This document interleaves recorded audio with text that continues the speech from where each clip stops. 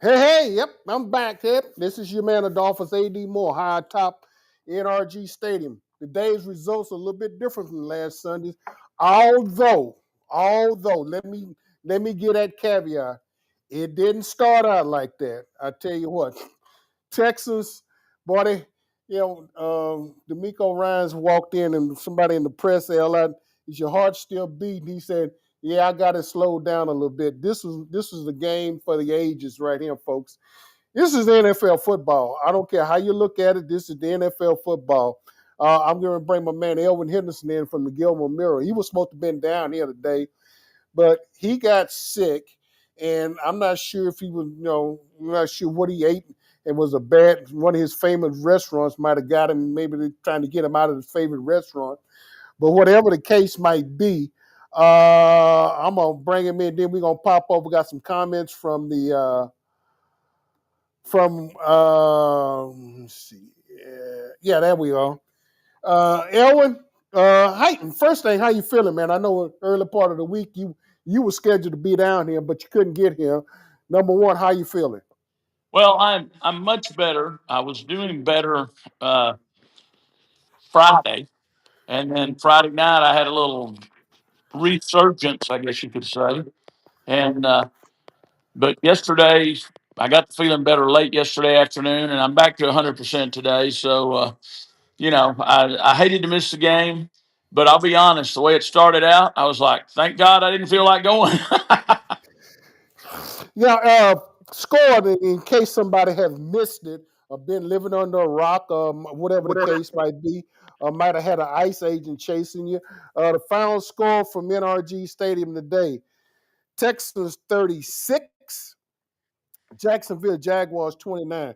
Although the pivotal moment was the Texans on a 93-yard drive and was capped off by a 14-yard run by Davis Mills.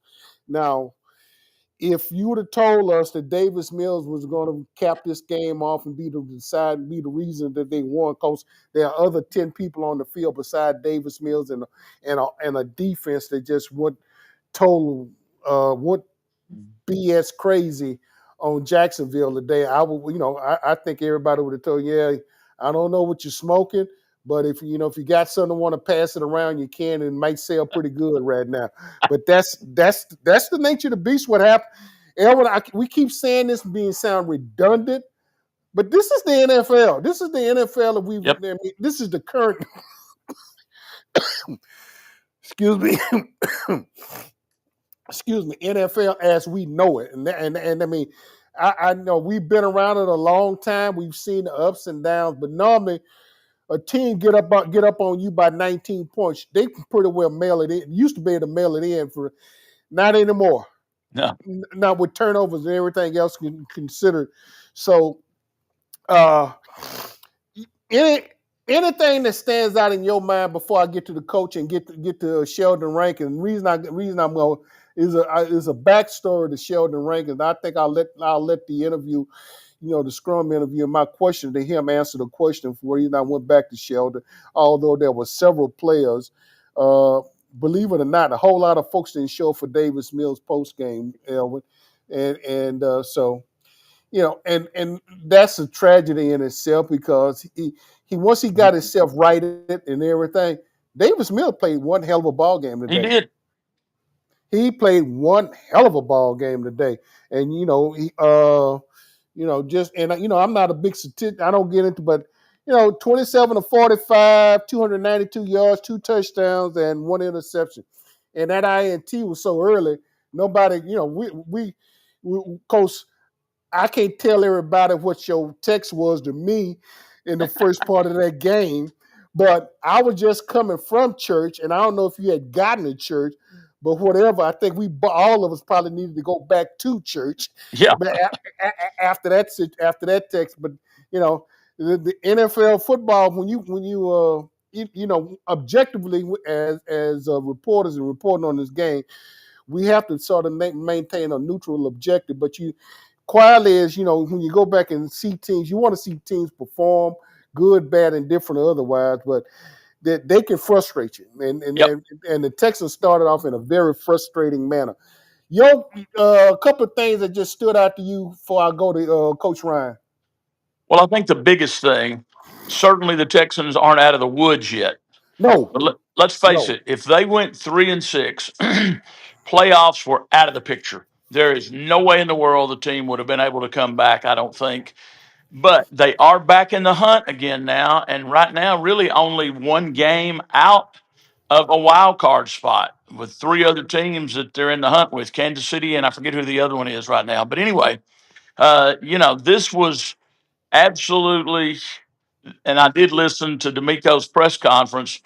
You know, later in the season, if the team gets it together, gets on a roll, makes the playoffs, I think everybody's going to have to go back to this game and say, this is the reason the Houston Texans made the playoffs. So that stood out to me. And the other thing that stood out to me is what stood out to you and me both all season long. Thank God for this defense being as strong as they are. If it weren't for this defense, there is no way in the world the Texans would have been able to come back today. But they are absolutely playing lights out. And I was really proud for Daniil Hunter after that little bit of a lull he's been on to get 3 sacks today. I thought the defense played the best game they played all season. Well, let's give Daniil all his sake. He had 3.5 sacks today. Yeah, true. Don't cheat him. Don't cheat him out of there. Let's give him all his sack. But anyway, you mentioned your comments about D'Amico Ryan. Let's go ahead and let's get Coach in on this one. The fact about being proud of these guys, but it's one game, but one game can be pivotal in a season. Do you have to get to the end to finally realize what this game might have meant to this team, or just take it for what it's worth today? Yeah, I take it. I take this moment right now, and I'm a relish in this moment and love this moment for how our team battled. Right, and yes, I hope it's a springboard for us. Moving throughout the season, and we continue to see that it doesn't matter, right, what the scoreboard looks like. It's about how you execute, how you finish, how you play together, and how you have that belief in one another and in yourself, right, to go out and finish games like this.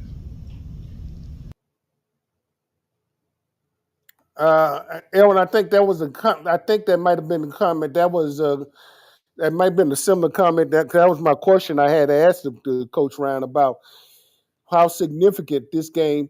And like I said, I take it for what it's worth now. You have to get to the end of the season, depending on is this the pivotal game that makes this team turn this whole season around for this team? Because Lawrence, it was Bo Nix last week. Mm-hmm. The Tampa Bay Buccaneers, quarterbacks got out and made a mad dash at the end to sort of break the defense back because they had played yeoman. They had put in yeoman's work, with the Broncos and the Tampa Bay's Baker Mayfield respectfully. However, today, and Travis Lawrence got loose at the end, but Mm-hmm. this time the Texans got the ball on the 7-yard line, about 6:02 left, and I sort of sit there and looked at it and I say, can they drive, and really they done pretty much what you wanted to. They kept that ball for a 93-yard drive and carried it all the way to the end. And really, the touchdown, Davis Mills 14-yard scramble, that really was a deciding factor. Although the coup de grace was Sheldon Rankins' Yeah. scoop fumble recovery for a touchdown for 33-yard rumble. And so, you saw that. Hey, take my hat off to them, to the guys, man. And I'll have Sheldon. I got Sheldon's comments coming up after that. But it's one of those situations where, let me see. Let me just show this one real quick. Got Houston run. Let me see. Coming up. Yep, it was an amazing comeback. The Houston Bound Ball Review, appreciate it.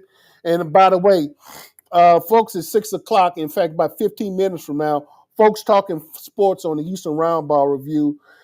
Kim, KP, and Willie G will all be there talking folks talking sports at 6 p.m. on the Houston Roundball channel. So, and by the way, if you had not subscribed to the Houston Roundball channel, please do so.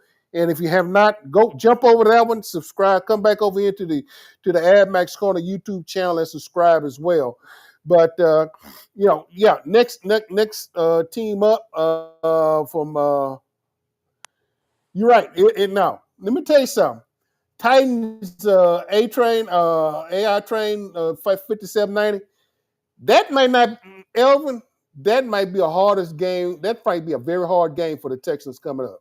I Titans agree. have been the Titans have been let's see has been a hodgepodge of mess, you know. Hmm. And but you know what?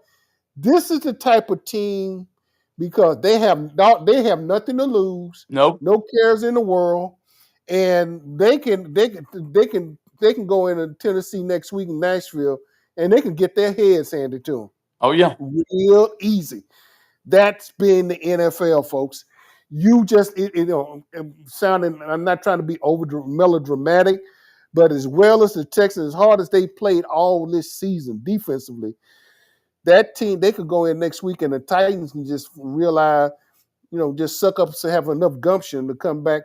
I would be surprised if they go put on the old Houston Oilers uniform and They come out might next do week. it. But uh, any other things that stood out in your mind, Elwin? Well, the one thing we talked about already, this game may end up saving the Texans season. But talking about teams that have nothing to lose, let's just face it. This is probably the closest we have ever had to seeing a big bunch of teams bundled up, and I hate to use the word mediocrity, but equality. We have had so many crazy games this year. I mean, after the Buffalo Bills defeating the Kansas City Chiefs last week, who would have thought they would go down to Miami and get blown out literally by the Dolphins? You've had so many crazy games. And look what Drake May is doing up in New England for the Patriots. I mean, you got to start worrying about them if you're an AFC team. Are they going to be a sleeper as far as to make the championship game? And could they even surprise everybody and make it to the Super Bowl? You've got a lot of the teams that are always at the top struggling this year, and a lot of teams that are always at the bottom coming through and turning things around. So I think we have got an awful lot of crazy games this season. And something tells me 2025, and it's been that way in high school, college, NFL. I think it's going to continue the whole season in all three areas of football, from high school on up to the NFL. And as that old song goes, but baby, you just ain't seen into nothing yet. I think there's a lot more to come. Aaron, before we go any further, I think we would be remiss on this program with all the time we've had covering the NFL is not to say something about the passing of Paul Tagliabue, who Oh was the yeah. NFL commissioner for 17 years. Paul passed this morning, and I know there's a good friend of mine. I know definitely know John Wooden, the Godfather. He and they were real close, and Hmm. I hadn't had a chance to call him yet, but I'm pretty sure that I'm pretty sure that he's gonna feel remiss because they worked real well with the emphasis of the John Wooden, the organization, the Fritz Pollard Alliance, and all of that. That came Hmm. through his emphasis in his initial start under Paul Tagliabue. So just a moment of just reference and reflection on Paul Tagliabue passing this morning. If I remember correctly, I think he's age 84. Right. So he passed this morning. So just a tip of the hat and just a reminder of remembrance about Paul Tagliabue this morning. Um, let tell you what, before we get any further, I got to bring Sheldon Rankins in because You I bet. remember let's see, get down here, Mr. Rankins. Bring Sheldon in Your and get this second one in. touchdown is many years. Your first one a couple years ago in the north end zone. Right. You get your second one now in the south end zone. Any more end zones you need to cover? Listen, as many as God will allow me to touch. Like I said, if another opportunity presents itself with the ball in my hands, I will, excuse my French, get my big ass to the end zone as fast as I possibly can, and let the chips fall where they may. But yeah, no, I mean it's it's always fun to make plays. It's even more fun for a big guy to find his way in the end zone, especially to have a little bit of room to run, show off the athleticism a little bit. Like I said, I was dog tired, but just looking at the pylon, like, man, please just get closer, get closer, get closer, and then finally getting in there.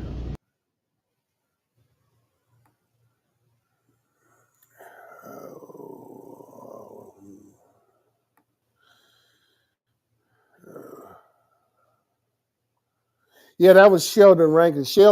Now, Texans didn't need that touchdown from Sheldon Rankins, but I think it sort of was the icing on the cake. Topping on the cake, the cherry on top, Yep. whatever cliche you want to call.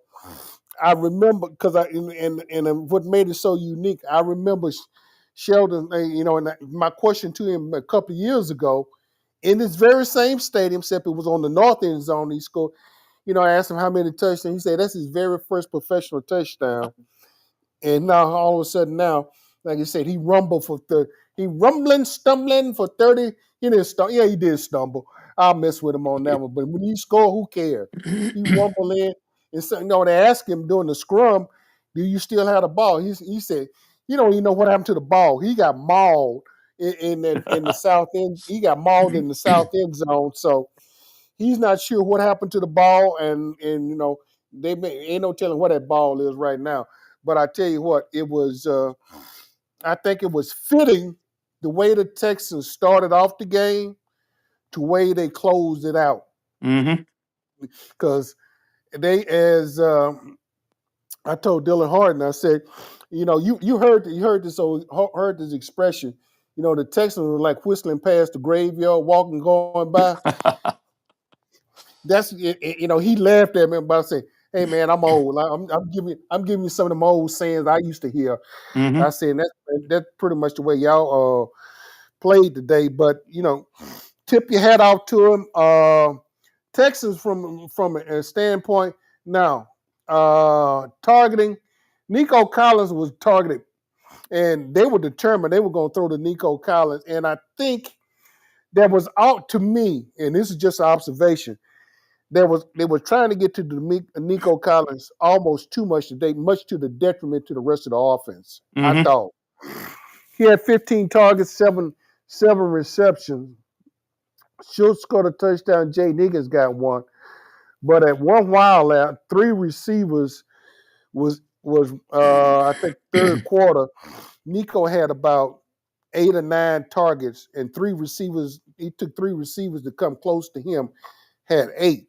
So, and I understood that when you're the backup quarterback, you looking for your stud. I mean, we Yep. all understood that.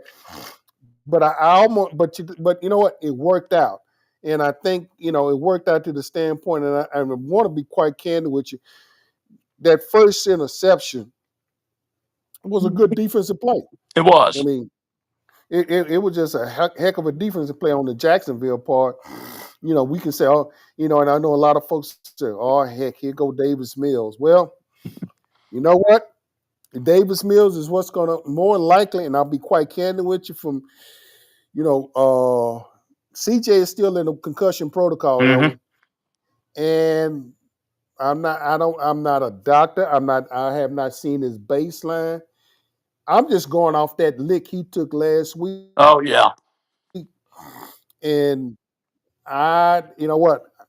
I would not be surprised to see CJ until next Thursday, Buffalo at the earliest. Yeah. It At the wouldn't surprise earliest. me at all to see him miss at least 2 more games. Yeah. Yeah. And if they can effectively, keep Davis Mills standing straight up, Mm-hmm. and if they can get 2 more victories out of him, if they can squeeze the victory out of him, 2 more victories out of Davis Mills and allow CJ to get over that concussion, because Titus Howard didn't play today. I'm not sure Mm-hmm. what's the basis of his concussion, but we'll see from the standpoint how soon he'll be back. But from CJ Stroud's standpoint, I stated last week minimum of 2, maximum of 4 weeks. Mm-hmm. You know, so anyway. Tell you what, we got about 4 minutes left before we get ready to have to turn it over to Chris and the gang on Folks Talking Sports. As I stated earlier, a lot of superlatives. Daniil Hunter, 3.5 sacks. The other half he had to split it with Sheldon Rankins.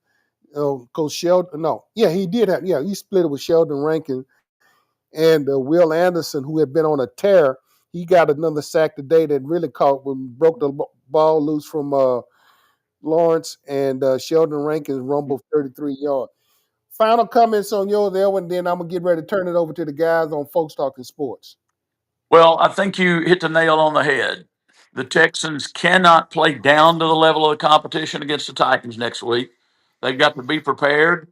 And as our coach up in Gilmer told our football team before our game Friday night, even though we know we're in the playoffs, rough season for my hometown, he said, we need to play against an 0-9 team we were playing like this is a playoff game. Be focused like it's a playoff game. Gilmer did that.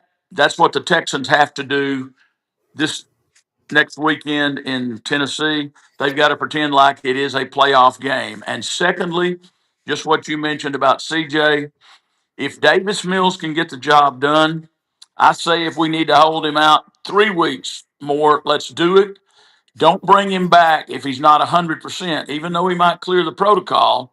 If he's not 100%, don't bring him back. But of course, knowing that the season is on the line, if Davis stumbles and falls, and hopefully he won't, hopefully he got a ton of confidence on that fourth quarter comeback today. But if Davis stumbles and falls, I'm a little bit concerned that there might be the temptation to bring him back once he clears protocol, even if he's not 100%. And then you get him hurt again, and there's no chance for anything. So I'm just hoping that Davis can continue to perform like he did for at least the second half today, and that they can make it with him until CJ's back to 100%. Yeah, I think points well taken. Yeah, like I said, I'd rather see. And you know what? At this time of the year, I know some of the teams are going on bye weeks and so forth. Mm-hmm. There's not a team doesn't have injuries. There's no well team now in the NFL. So, and like D'Amico said, if you putting you on the field, you next man up. You got to Mm-hmm. go perform. No such thing otherwise. Elwin, hey man, appreciate it. Getting ready to turn it over to the Folks You Talking bet. Sports. Hey man, as always, man, we'll look to see you down the road. Okay. You bet. Appreciate you having me on, AD, and have a great week, buddy. All right, you too. Now, take care. All right. Ooh. All right, folks. As Elwin mentioned, got about 60 seconds left. A little bit less than 60 seconds. Getting ready to turn it over to Folks Talking Sports. Chris, KP, Willie G, and the gang getting ready to come aboard on the Houston Roundball Review Network. Again, final score from the NRG Stadium. Houston Texans 36, the Jacksonville Jaguars 29. The Texans capped a 93-yard drive with a 14-yard rumble by Davis Mills to bring the game to the house. And with that, folks, ciao, I'm out, and we'll look to talk to you after we get the Texans get through the Tennessee Titans next week. Folks, I am out. Y'all have a good week. Be safe. Watch yourselves out there.